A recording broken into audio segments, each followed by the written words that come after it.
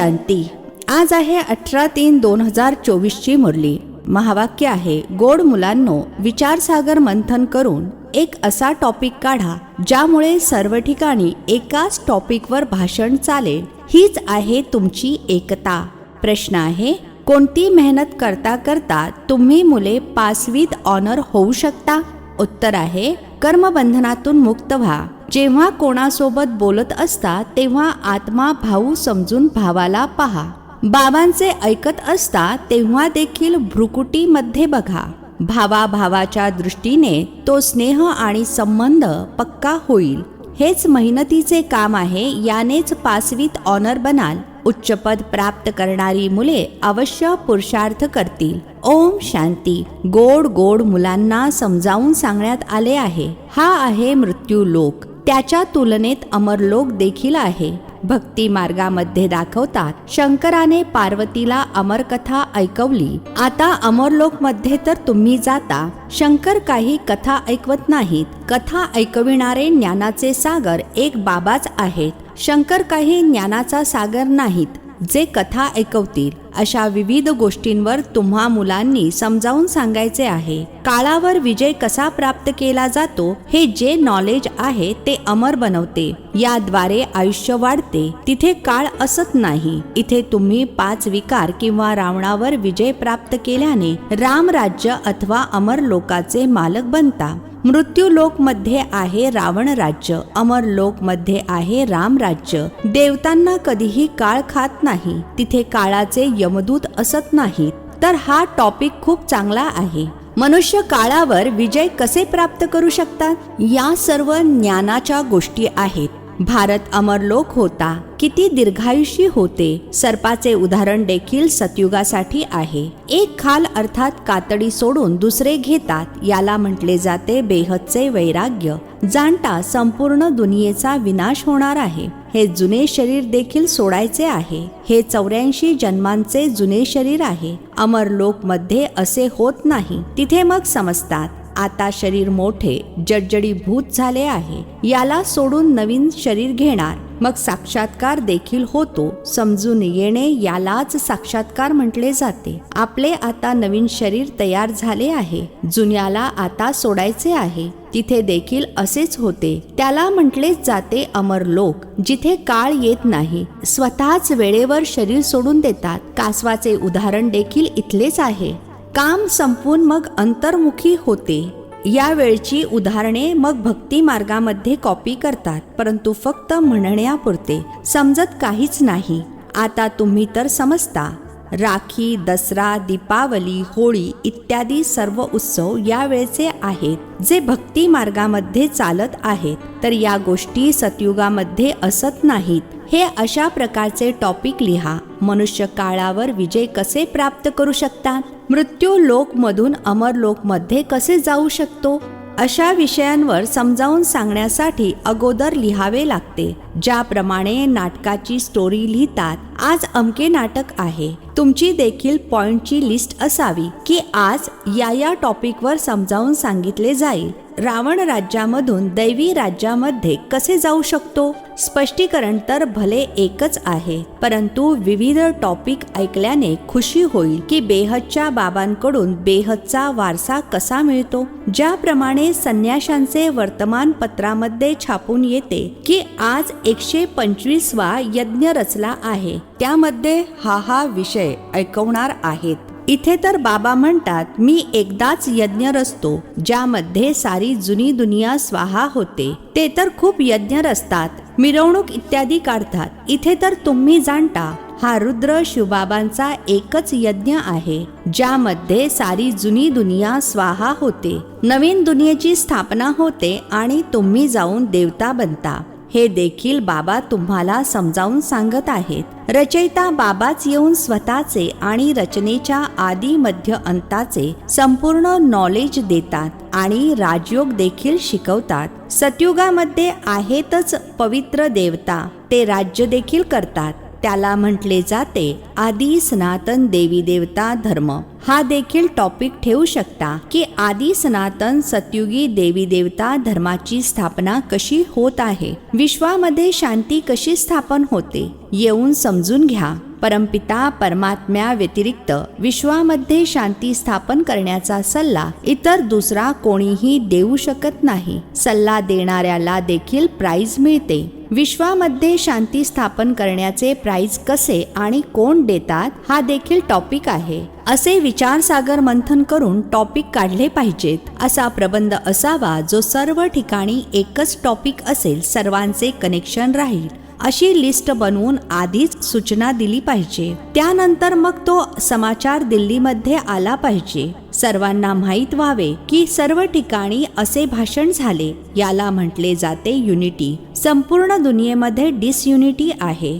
राम राज्याचे गायन आहे. वाघ आणि गाय एकत्र पाणी पितात. त्रेतामध्ये असे गायन आहे, तर सतयुगामध्ये काय होणार नाही? बाकी शास्त्रांमध्ये तर अनेक कथा लिहिल्या आहेत. तुम्ही तर बाबांकडून एकच कथा ऐकता. दुनियेमध्ये अनेक कथा तयार करत असतात.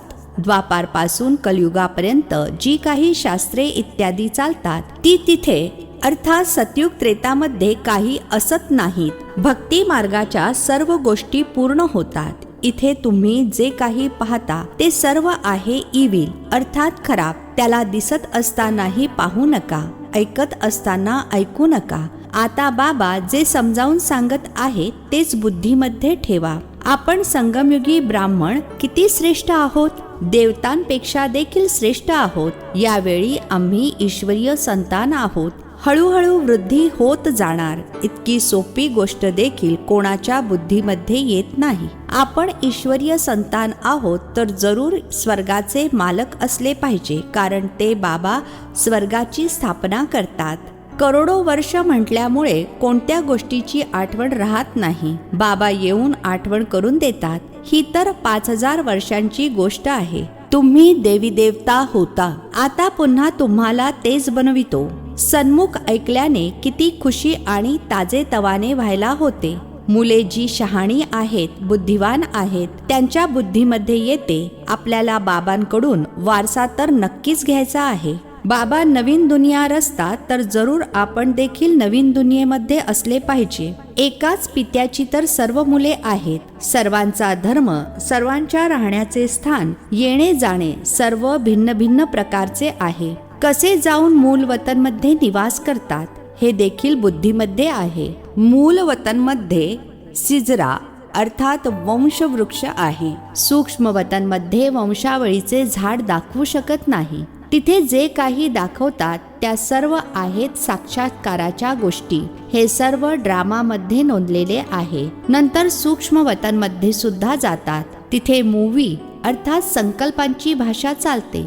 मध्यंतरी मूवी अर्थात मुकपट देखील बनला होता. नंतर टॉकी अर्थात बोलपट बनला आहे. सायलेन्सचा तर ड्रामा बनू शकत नाही. मुले जाणतात आपण सायलेन्समध्ये कसे राहतो.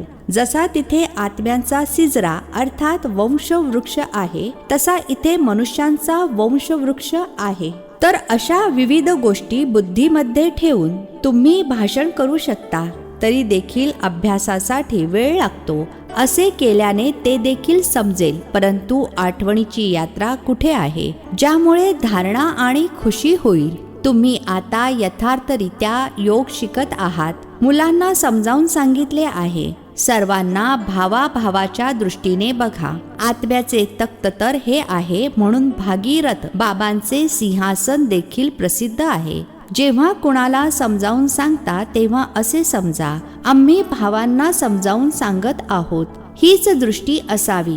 यातच खूप मेहनत आहे. मेहनतीनेच उच्च पद मिळते. बाबा देखील असे पाहतील. बाबांची नजर देखील भ्रुकुटीच्या मध्यभागी जाईल. आत्मा तर छोटा बिंदू आहे. ऐकते देखील तीच. तुम्ही बाबांना देखील भ्रुकुटीच्या मध्यभागी बघाल. बाबा देखील इथे आहेत, तर भाऊ अर्थात ब्रह्मा बाबांची आत्मा देखील इथे आहे. असे बुद्धीमध्ये राहिल्यामुळे तुम्ही देखील जशी ज्ञानसागराची मुले ज्ञानसागर बनता. तुमच्यासाठी तर खूप सोपे आहे. गृहस्थ व्यवहारामध्ये राहणाऱ्यांसाठी ही अवस्था थोडीशी अवघड आहे. ऐकून घरी निघून जातात. तिथले वातावरणच वेगळे आहे. इथे सोपे आहे. बाबा खूप सोपी युक्ती सांगत आहेत. स्वतःला आत्मा समजा. बाबांची आठवण करा. हा देखील भाऊ आहे. या दृष्टीने कर्मबंधनापासून मुक्त व्हाल. शरीर देखील विसरले जाते, फक्त बाबांची आठवण राहते. यासाठी मेहनत करत राहाल तेव्हा पास विथ ऑनर व्हाल. या अवस्थेमध्ये कोणी विरळाच राहू शकतो. विश्वाचे मालक देखील तेच बनतात. 8 रत्नांची माळ आहे ना, तर पुरुषार्थ करायचा आहे. उच्च पद मिळविणारे कसेही करून पुरुषार्थ तर जरूर करत असतील. यामध्ये दुसऱ्या कोणत्याही गोष्टींना वाव राहत नाही. भावाभावाची दृष्टी, स्नेह आणि नाते संबंध विकसित होतो. तशी दृष्टी पक्की होते. म्हणून बाप म्हणतात, तुम्हाला खूप गुह्य गोष्टी ऐकवितो. यामध्ये अभ्यास करणे हेच मेहनतीचे काम आहे. इथे जरी बसलेले आहात तरी स्वतःला आत्मा समजा. आत्माच ऐकते. ऐकणाऱ्या आत्म्याला तुम्ही पाहता. मनुष्य तर म्हणतात आत्मा निर्लेप आहे, तर मग शरीर ऐकते की काय, हे तर चुकीचे आहे. बाबा तुम्हाला गुह्य गोष्टी ऐकवितात. मेहनत तर मुलांना करायची आहे. जे कल्पापूर्वी बनले होते ते जरूर मेहनत करतील. आपला अनुभव देखील सांगतील. मी असे ऐकतो आणि ऐकवितो, सवय झाली आहे. आत्म्याला सांगतात मनमना भव, मग ते त्यांना आणि ते त्यांना म्हणतात. मनमना भव अर्थात बाबांची आठवण करा. ही गुप्त मेहनत आहे. जसा अभ्यास करताना देखील एकांतामध्ये झाडाखाली जाऊन अभ्यास करतात, ती आहे स्थूल गोष्ट. ही तर प्रॅक्टिस करण्याची गोष्ट आहे. दिवसेंदिवस तुमची ही प्रॅक्टिस वाढत जाईल. तुम्ही नवीन गोष्टी ऐकताना जे तुम्ही आता ऐकत आहात ते मग नवीन येऊन ऐकतील. कोणी म्हणतात आम्ही उशिरा आलो आहोत. अरे तुम्ही तर आणखीनच फर्स्ट क्लास गुह्य गोष्टी ऐकत आहात. ज्याचा पुरुषार्थ केल्यामुळे उच्च पद मिळते. आणखीनच चांगले. माया तर शेवटपर्यंत सोडत नाही. मायेची लढाई तर चालूच राहणार जोपर्यंत तुम्ही विजय प्राप्त करत नाही. आणि मग तुम्ही सहजच निघून जाल. जे जितकी आठवण करतील त्यांना समजणार की आपण बाबांकडे जातोय आणि शरीर सोडून देतात. बाबांनी बघितले आहे असे ब्रह्ममध्ये लीन होण्याचे लक्ष ठेवणारे जेव्हा शरीर सोडतात तेव्हा सर्वत्र नीरव शांतता पसरते. बाकी मोक्ष तर कुणाला मिळत नाही आणि परत जात देखील नाहीत. नाटकामध्ये तर सर्व ऍक्टर्स पाहिजेत ना. सर्वात शेवटी सर्वजण येतात. जेव्हा एकही राहणार नाही तेव्हा परत जातील. जे काही मनुष्य मात्र आहेत सर्वजण निघून जातील. बाकी थोडे वाचतील. ते असे म्हणतील सर्वांना सी ऑफ केले अर्थात निरोप घेतला. यावेळी सतयुगाची स्थापना होत आहे. किती करोडोंनी मनुष्य आहेत. सर्वांना आपण सी ऑफ करून अर्थात निरोप घेऊन परत आपल्या राजधानीमध्ये निघून जाणार. ते लोक फार तर 40-50 जणांना सी ऑफ करत असतील. तुम्ही किती जणांना सी ऑफ करता?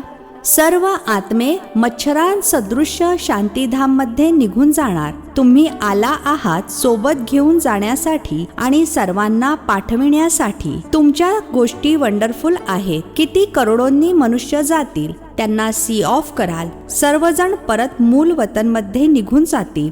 ही देखील तुमचीच बुद्धी काम करते. हळूहळू वंशवृक्ष मोठा होईल. मग रुंडमाळा रुद्रमाळा बनेल.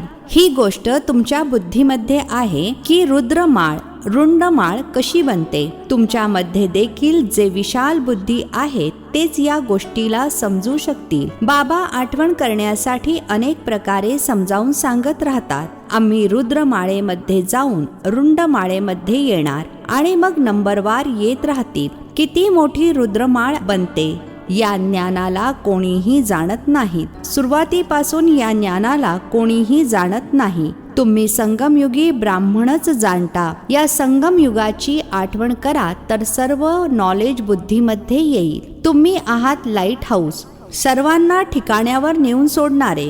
तुम्ही किती चांगले लाईट हाऊस बनता. अशी कोणतीही गोष्ट नाही जी तुम्हाला लागू होत नाही. तुम्ही सर्जन देखील आहात, दलाल देखील आहात, धोबी देखील आहात.